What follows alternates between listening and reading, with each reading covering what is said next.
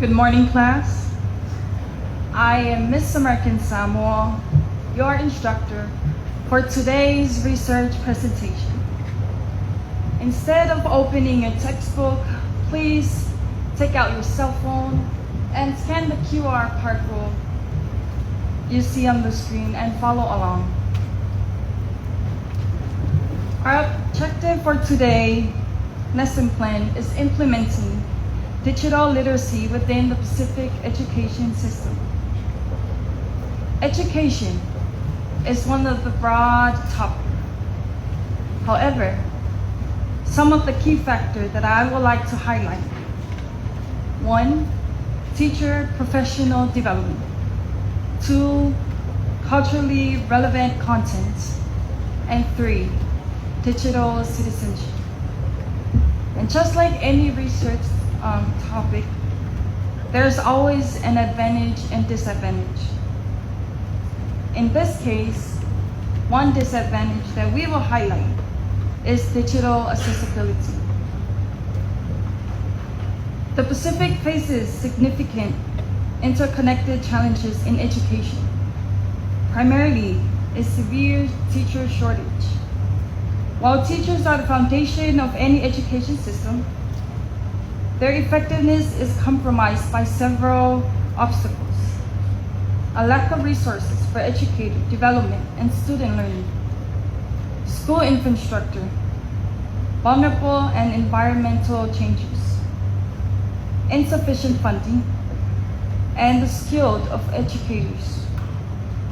These issues, when viewed collectively, can seem overwhelming.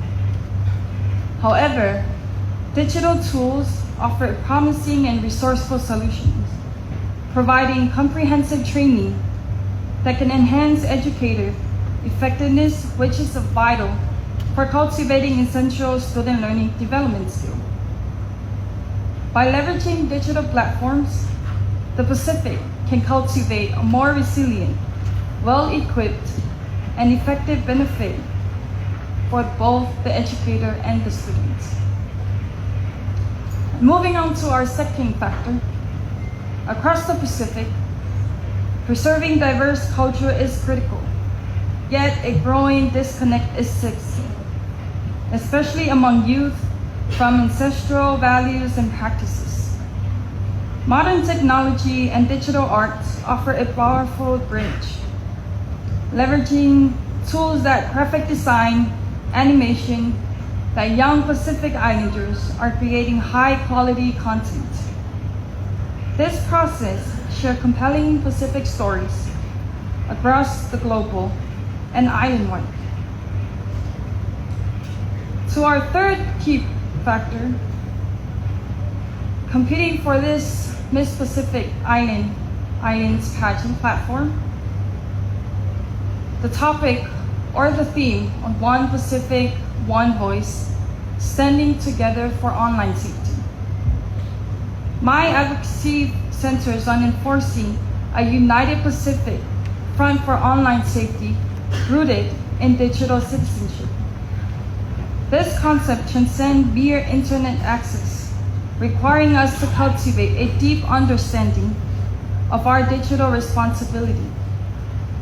Essential to this is educating our communities, especially the youth, on ethical platform use and safety, empowering them with tools to protect personal information, recognizing threats, and maintaining privacy.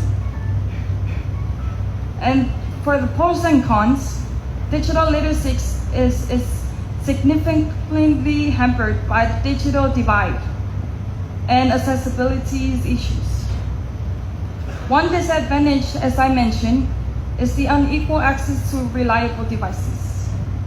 And how we can move forward as a Pacific community is connecting with our government and also with our nonprofit organization to ensure that we secure funds for the community and the Pacific.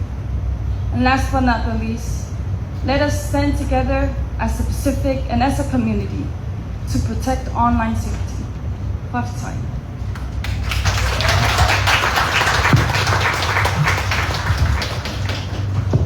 what is your encouragement to parents for their children to push forward in education from being a young child to whenever education exceeds the limit for them? Fafsai Evinaka for the question. Every child, first education starts within your family. Your parents are your first teachers. Your first word also start within your family. Now the encouragement for parents who lack the resources and are scared to provide and explore some of the resources for their student to study or further their education. There are resources in our community, in our government, and in our society as a whole. For instance, in our community, in schools, we have our local libraries. We have our mentors in each and every high schools or in each institution. And that can be one of the resources if a parent is scared to provide that assistance or resources to further or assist their kids with their furthering their education. In the government, we have mentorship or internship where you have access to leaders that can mentor you into something that you are not familiar with. And they can also provide resources such as equipment for learning development and skills. So my encouragement for any parents out there who is scared or who is also confident in their kids to further their education, there is an answer to your solution. Whether it's a blended learning, in person or online, there are resources within your community. And the way to do it is start asking, start researching, start networking, start connecting with your community, your family, your leaders, and also your friends.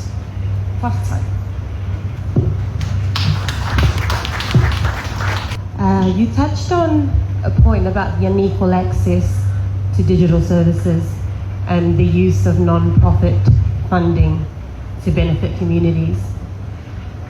Next year, the Cook Islands will be hosting the Regional Education, Early Childhood Education Conference. If you were successful this year and became Miss Pacific Islands 2026, and were invited to attend the conference next year, what would be your message in terms of the role of non-profit organizations to close the digital divide, to strengthen outcomes for early childhood education?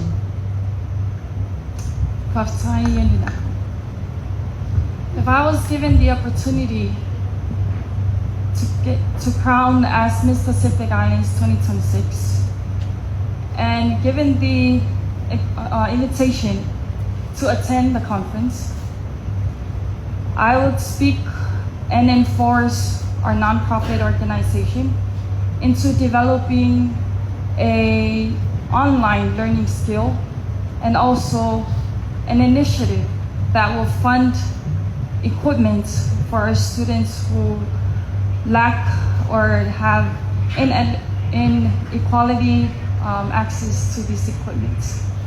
For example, myself, when I was in high school, I would give a personal experience. Growing up in American Samoa, I was always not given everything handed to me. I didn't have any Wi-Fi or any laptops or computers. But I utilized our local library, and through our nonprofits in American Samoa, I will mention one, Christopher Foilatini. They do offer equipment such as laptop, iPads, and Wi-Fi. And that was able to sign up for me the entire week. And that was a good resource for me to use for my entire week or the entire quarter for school. that can be one of the message that I can enforce on the nonprofits, to utilize funding or to fundraise for funding to ensure that we have that resource open to the community and also to the students who are not given the ability to afford these equipments. So that way they don't feel left out.